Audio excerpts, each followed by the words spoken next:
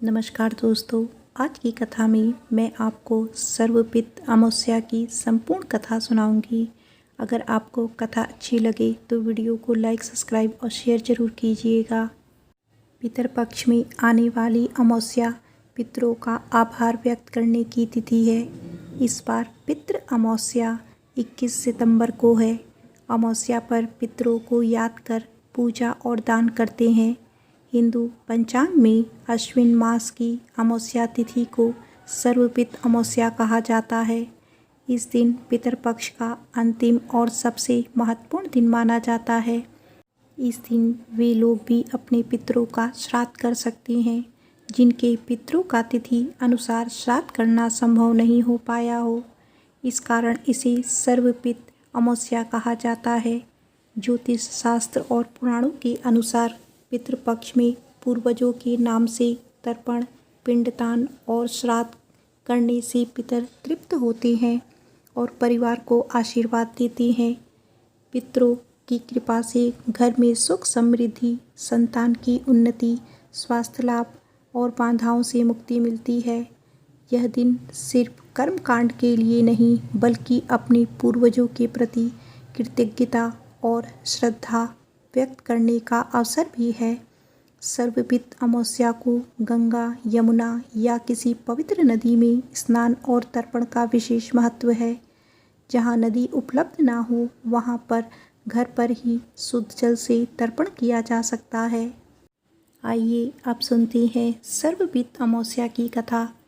एक बार अच्छोत 1000 वर्ष तक तपस्या की और जिससे प्रसन्न होकर देवताओं के पितृगण अग्निश्वात और बहिष्पद अपने अन्य पितृगण अमावसु के साथ अच्छोता को वरदान देने के लिए अश्विन अमावस्या के दिन उपस्थित हुए और उन्होंने अच्छोता, हे पुत्री, हम सभी तुम्हारी तपस्या से बहुत प्रसन्न हैं, इसीलिए जो चाहे वर मांग सकती हो। परंतु अच्छोता ने अपने पितरों की तरफ ध्यान नहीं देते हुए अति तेजस्वी पितृ अमावस्या की तरफ देखते ही रही। पितरों के बार बार पूछने पर उसने कहा कि हे भगवान, आप मुझे सचमुच वरदान देना चाहते हैं। अच्छोता के यह वचन सुनकर तेजस्वी पितृ अमावस्या ने कहा कि हे पुत्री, और दान पर तुम्हारा अधिकार सिद्ध है, इसीलिए तुम बिना किसी संकोच के वरदान मांग सकती हो। तब अच्छोता कहा कि हे भगवान जी, आप मुझे वरदान देना चाहते हैं तो मैं तत्क्षण आपके साथ रमण कर आनंद लेती रहूं। अच्छोता की इस तरह कहे जाने पर सभी पितृ क्रोधित हो गए और उन्होंने अच्छोता को श्राप दिया कि वह पितृलोक से पृथ्वीलोक पर आ जाएगी। पितरों के इस तरह श्राप देने पर अच्छोता अपनी पितरों के पैरों पर गिरकर रोने लगी। तभी पितरों को उस पर तरस आ गया और उन्होंने कहा कि तुम पतित योनि में श्राप मिलने के कारण मत्स्य कन्या के रूप में जन्म लोगी। तथा पितरों ने उसे आगे कहा कि तुम्हें महर्षि पराशर भगवान ब्रह्मा जी के वंशज पति के रूप में प्राप्त होंगे तथा तुम्हारे गर्भ से भगवान व्यास जी का जन्म होगा और इसके बाद अन्य दिव्य शो में जन्म देती हुई तुम अंत में श्राप मुक्त होकर वापस इंद्रलोक में आ जाओगी। पितरों के यह वचन सुनकर अच्छोता शांत हुई और वरदान दिया कि इस अमावस्या की तिथि को अमावस के नाम से जाना जाएगा और जो भी किसी भी दिन किसी कारणवश श्राद्ध ना कर पाया तो वह अमावस्या के दिन तर्पण और श्राद्ध करता है तो उसे बीते 14 दिनों का जिससे मैं पितरों को तृप्त कर सकता हूँ। और उसी दिन से अमावस्या तिथि को हिंदू धर्म में बहुत महत्व दिया जाता है। इस तिथि को सर्वपित श्राद्ध के नाम से भी जाना जाता है। आइए अब सुनते हैं अमावस्या व्रत की कथा। पौराणिक कथा के अनुसार एक साहूकार के 7 बेटे और 7 बहुओं के साथ एक बेटी भी थी। साहूकार के घर रोज एक जोगी आता था जिसे साहूकार की बहू भिक्षा देती थी। उस जोगी को जब साहूकार की बेटी भिक्षा देने आती तो वह उससे भिक्षा नहीं लेता था और कहता था कि तेरे भाग्य में सुहाग की जगह दुहाग लिखा है। लड़की को उस जोगी की यह बात बहुत बुरी लगती और एक दिन वह अपनी माँ से रोते रोते जोगी की बात बताती। सारी बात सुनकर माँ कहती है कि कल जब जोगी आएगा तब मैं सुनती हूँ कि वह क्या कहता है और क्यों कहता है। अगले दिन फिर जोगी आता है तो साहूकारनी छिपकर बैठ जाती है और लड़की को भिक्षा देने भेजती है। जोगी उससे भिक्षा नहीं लेता और फिर वही बात दोहराता है कि तेरी भाग्य में सुहाग की बजाय दुहाग लिखा है। लड़की की माँ बाहर निकल कर आती है और जोगी से कहती है कि एक तो हम तुम्हें भिक्षा देते हैं और तू हमें गाली देता है। जोगी कहता है कि मैं गाली नहीं दे रहा हूँ, जो बात सच है वही कह रहा हूँ। इसके भाग्य में जो लिखा है मैं वही सच आपको बता रहा हूँ। सारी बातें सुनने पर लड़की की माँ कहती है कि जब तुझे सारी बात पता है तो इससे बचने का उपाय भी पता होगा, वह बता। जोगी कहता है कि 7 समंदर पार एक धोबन रहती है जिसका नाम सोना है। वह अमावस्या का व्रत करती है। अगर वह आकर इसे फल दे तब इसका दुहाग टल सकता है, अन्यथा विवाह के समय सर्प के काटने से इसके पति की मृत्यु हो जाएगी। सारी बात सुनकर माँ रोने लगी और सोना धोबिन की तलाश में निकल गई।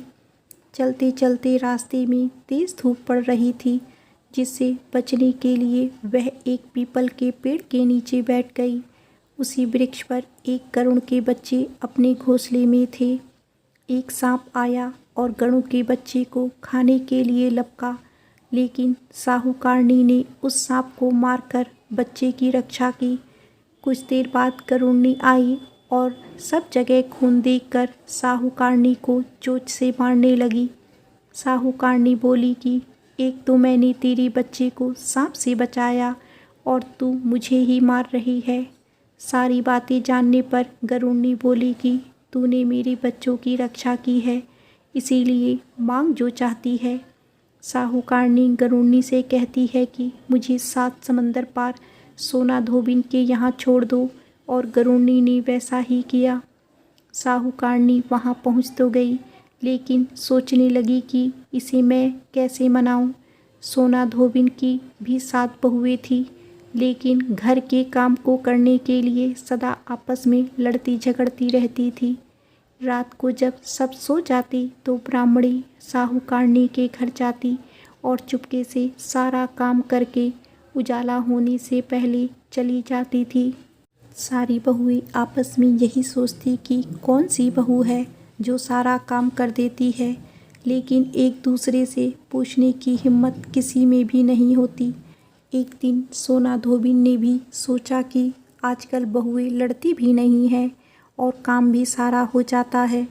सोना धोबिन ने सारी बहुओं को बुलाया और पूछा कि आजकल तुम लड़ती भी नहीं हो और घर का सारा काम भी हो जाता है। सोना धोबिन ने अपनी बहुओं से पूछा, घर का सारा काम कौन करता है? बहुएं सास से झूठ कहती हैं कि लड़ाई करने से क्या फ़ायदा, इसीलिए हम मिलकर काम कर लेती हैं। सोना धोबिन को अपनी बहुओं की बात पर विश्वास नहीं होता और वह रात में जागकर स्वयं सच देखना चाहती है कि कौन घर का सारा काम करता है। रात होने पर सोना धोबिन छिपकर बैठ जाती है कि देखूं कौन सी बहू काम करती है। रात हुई तो वह देखती है कि एक औरत चुपके से घर में घुस रही है। वह देखती है कि अपने घर का सारा काम कर दिया और जाने की तैयारी में है। जैसे ही साहूकारनी जाने लगती है तो सोना धोबिन उसे रोकती है और पूछती है कि तुम कौन हो और क्या चाहती हो। साहूकारनी कहती है कि पहले तुम वचन दो तब बताऊंगी। सोना धोबिन वचन देती है। तब साहूकारनी कहती है कि मेरी बेटी के भाग्य में दुहाग लिखा है, लेकिन तुम अमावस्या का व्रत करती हो तो मेरे साथ चलकर उसे सुहाग दे दो। सोना धोबिन वचन से बंधी थी तो वह साहूकारनी के साथ चलने को तैयार हो जाती है। जाते हुए सोना धोबिन अपने बेटों व बहुओं से कहती है कि मैं इस औरत के साथ इसकी बेटी को सुहाग देने जा रही हूँ, लेकिन अगर पीछे से तुम्हारे पिताजी मर जाएं तो उन्हें घी और तेल के कूप में डालकर रख देना। सोना धोबिन साहूकारनी के घर पहुँचती है। साहूकारनी अपनी बेटी का विवाह करती है तो फेरों के समय सोना धोबिन कच्चा करवा, दूध तथा तार लेकर बैठ जाती है। कुछ समय बाद सांप आया और दूल्हे को डसने लगा तो सोना धोबिन ने करवा आगे कर तार से सांप को बांध दिया और सांप मर गया। अब सोना धोबिन ने लड़की को सुहाग दिया और कहा कि अब तक मैंने जितनी अमावस्या की है वह साहूकार की इस लड़की को मिलेगा। अब आगे जो अमावस्याएं मैं करूँगी उनका फल मेरे पति और मेरे बेटों को मिलेगा। सभी लोग अमावस्या माता की जय जयकार करने लगे। सोना धोबिन अपने घर वापस जाने को तैयार हुई तो साहूकारनी ने कहा कि तुमने मेरे जमाई को जीवन दान दिया है, इसीलिए तुम जो चाहो मांग लो। सोना धोबिन बोली कि मुझे कुछ नहीं चाहिए और वह चली गई। रास्ते में चलती हुई फिर से अमावस्या आ गई। उसने पीपल के पेड़ के नीचे बैठकर कहानी कही, व्रत रखा और पीपल के पेड़ की 108 बार परिक्रमा की। पीपल के पेड़ की पूजा के बाद वह घर जाती है तो देखती है कि उसका पति मरा पड़ा है। अब रास्ते में जो अमावस्या उसने की थी उसका फल अपने पति को दे दिया, जिसके प्रभाव से वह पुनः जीवित हो गया। सब कहने लगे कि तूने ऐसा क्या किया जो तेरा पति जिंदा हो गया। वह कहती है कि मैंने तो ऐसा कुछ नहीं किया, बस रास्ते में अमावस्या तिथि आ गई थी जिसका मैंने व्रत किया, कहानी कही और पीपल की पेड़ की 108 बार परिक्रमा की। अब सारी नगरी में ढिंढोरा पिटवा दिया गया कि हर कोई अमावस्या का व्रत करेगा, पूजा करेगा, कहानी कहेगा और पीपल के वृक्ष की 108 बार परिक्रमा करेगा। हे अमावस्या माता, जैसा आपने साहूकारनी की बेटी को सुहाग दिया वैसा ही सबको देना। आइए अब सुनते हैं अमावस्या की एक और कथा। भगवान श्री कृष्ण से एक बार पक्षीराज गरुड़ ने पूछा, हे प्रभु, पृथ्वी पर लोग अपने मृत पितरों का श्राद्ध करते हैं, उनकी रुचि का भोजन ब्राह्मणों आदि को कराते हैं, पर क्या पितरलोक से पृथ्वी पर आकर श्राद्ध में भोजन करते पितरों को किसी ने देखा भी है? भगवान श्री कृष्ण ने कहा, हे गरुड़, तुम्हारी शंका का निवारण करने के लिए मैं देवी सीता के साथ हुई घटना सुनाता हूँ। सीता जी ने पुष्कर तीर्थ में अपने ससुर आदि 3 पितरों को श्राद्ध में निमंत्रित ब्राह्मणों के शरीर में देखा था। वह कथा सुनो। भगवान श्री कृष्ण कहते हैं, हे गरुड़, यह तो तुम्हें ज्ञात ही है कि श्री राम अपने पिता दशरथ की आज्ञा के बाद वनगमन कर रहे थे। साथ में सीता देवी भी थी। बाद में श्री राम को यह पता लग चुका था कि उनके पिता उनके वियोग में शरीर त्याग चुके हैं। जंगल जंगल घूमते सीता जी के साथ श्री राम ने पुष्कर तीर्थ में भी यात्रा की। अब यह श्राद्ध का अवसर था। ऐसे में पिता का श्राद्ध पुष्कर में ही हो, इससे श्रेष्ठ क्या हो सकता है। तीर्थ में पहुंचकर उन्होंने श्राद्ध की तैयारियां आरंभ की। श्री राम ने स्वयं ही विभिन्न प्रकार के शाक, फल एवं अन्य उचित खाद्य सामग्री एकत्रित किए। जानकी जी ने भोजन तैयार किया। उन्होंने एक पके हुए फल को सिद्ध करके श्री राम जी के सामने उपस्थित किया। श्री राम ने ऋषियों और ब्राह्मणों को सम्मान सहित आमंत्रित किया। श्राद्ध कर्म में दीक्षित श्री राम की आज्ञा से स्वयं दीक्षित होकर सीता जी ने उस धर्म का सम्यक और उचित पालन किया तथा सारी तैयारियां संपन्न हो गई। अब श्राद्ध में आने वाले ऋषियों और ब्राह्मणों की प्रतीक्षा थी। उस समय सूर्य आकाश मंडल के मध्य पहुंच गए और कुतुब मुहूर्त यानी दिन का 8वां मुहूर्त अथवा दोपहर हो गई। श्री राम ने जिन ऋषियों को निमंत्रित किया था वे सभी आ गए थे। श्री राम ने सभी ऋषियों और ब्राह्मणों का स्वागत और आदर सत्कार किया तथा भोजन करने के लिए आग्रह किया। ऋषियों और ब्राह्मणों को भोजन हेतु आसन ग्रहण करने के बाद जानकी अन्न परोसने के लिए वहां आई। उन्होंने कुछ भोजन बड़े ही भक्ति भाव से ऋषियों के समक्ष पत्तों से बनी थाली पर परोसा। वे ब्राह्मणों के बीच भी गई, पर अचानक ही जानकी भोजन करते ब्राह्मणों और ऋषियों के बीच से निकली और तुरंत वहां से दूर चली गई। सीता जी लताओं के मध्य छिपकर जा बैठी। यह क्रियाकलाप श्री राम जी देख रहे थे। सीता के इस कृत्य से श्री राम कुछ चकित हो गए। फिर उन्होंने विचार किया कि ब्राह्मणों को बिना भोजन कराए साध्वी स्त्री लज्जा के कारण कहीं चली गई होगी। सीता जी एकांत में जाकर बैठी हैं। फिर श्री राम जी ने सोचा, अचानक इस कार्य का क्या कारण हो सकता है, अभी यह जानने का समय नहीं। जानकी से इस बात को जानने से पहले मैं इन ब्राह्मणों को भोजन करा लूं, फिर उनसे बात कर कारण समझूंगा। ऐसा विचार कर श्री राम ने स्वयं उन ब्राह्मणों को भोजन कराया। भोजन के बाद ऋषियों को विदा करते समय श्री राम के मस्तिष्क में यह बात रह रहकर कौंध रही थी कि सीता ने ऐसा अप्रत्याशित व्यवहार क्यों किया। उन ब्राह्मणों के चले जाने पर श्री राम ने अपनी प्रियतमा सीता जी से पूछा, ब्राह्मणों को देखकर तुम लताओं की ओट में क्यों छिप गई थी? यह उचित नहीं जान पड़ा। इससे ऋषियों के भोजन में व्यवधान हो सकता था, वे कुपित भी हो सकते थे। श्री राम बोले, हे सीते, तुम्हें तो ज्ञात है कि ऋषियों और ब्राह्मणों को पितरों के प्रतीक माना जाता है। ऐसे में तुमने ऐसा क्यों किया? इसका कारण जानने की इच्छा है, मुझे अविलंब बताओ। श्री राम के ऐसा कहने पर सीता जी मुँह नीचे कर सामने खड़ी हो गई और अपने नेत्रों से आंसू बहाती हुई बोली, हे नाथ, मैंने यहाँ जिस प्रकार का आश्चर्य देखा है उसे आप सुने। इस श्राद्ध में उपस्थित ब्राह्मणों की अगली पांत में मैंने 2 महापुरुषों को देखा जो राजा जैसे प्रतीत हो रहे थे। ऋषियों ब्राह्मणों के बीच सजे धजे राजा महाराज जैसे महापुरुषों को देख मैं अचरज में थी। तभी मैंने आपके पिताश्री के भी दर्शन किए। वह भी सभी तरह के राजसी वस्त्रों और आभूषणों से सुशोभित थे। आपके पिता को देखकर मैं बिना बताए एकांत में चली आई थी। मुझे न केवल लज्जा का बोध हुआ, वरन मेरे विचार में कुछ और भी आया।